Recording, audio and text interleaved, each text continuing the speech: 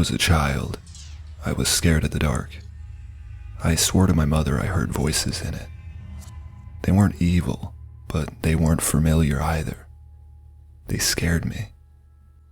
It wasn't uncommon that in the middle of the night, I'd wake up and hear whispers, as I would call them. My mom figured they were just bumps in the night and typical kids' nightmare material. I tried often to explain to her that it was more than that, and that they sound different from one another the way people's voices do. On some nights, I would get so scared from the whispers that I would sleep in my mom's bed with her. I should also add that when walking out into the hall to go to the bathroom, you'd look directly down the stairs. It would lead you into our living room on the first floor. One night, around Christmas, I awoke and felt the need to relieve myself. I walked out from the door and distinctly heard a whisper say, "Look." To my astonishment, a red light, almost like a spotlight, was cast upon the wall at the very bottom of the stairs. The light had no other source. It was by itself, and I was somehow transfixed by it. Being a little kid, and it being so close to Christmas, I knew what this light was. It was Santa. How else could he get into my house to know I was being a good boy? Naively, I was so excited, I began walking down the stairs to greet him, picking up my pace after the second step as it began to creep off the wall and fade into the darkness in my living room. That's when I heard him. A very strong, masculine voice, different from the first, not at all like my father's. It said, "Stop, go back."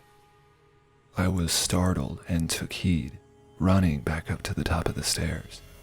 But I heard a loud crash. Something grabbed my foot and started pulling me down.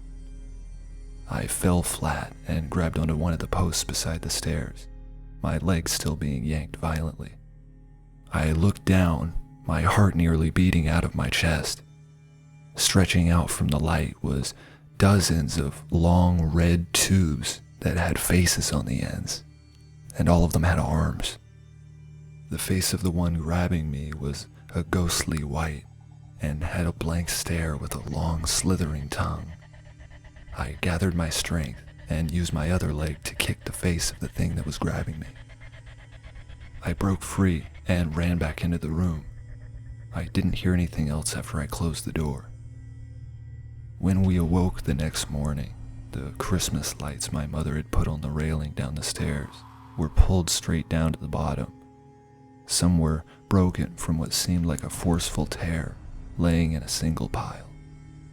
There was a dry sink in my living room that had fallen from the wall. My father was worried we'd been the victims of a home invasion. There was nothing missing. Nobody had broken in, and there didn't seem to be any reason that this had happened.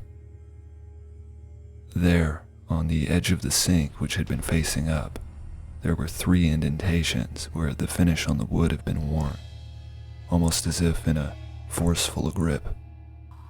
Something had grabbed it and threw it down. That must have been what that loud bang was. I was mortified. I don't like to imagine what would have happened if I didn't break free. Sometimes when I'm home alone, I turn off all the lights and talk back to the whispering, hoping to thank the man that warned me that night. I've never heard his voice again.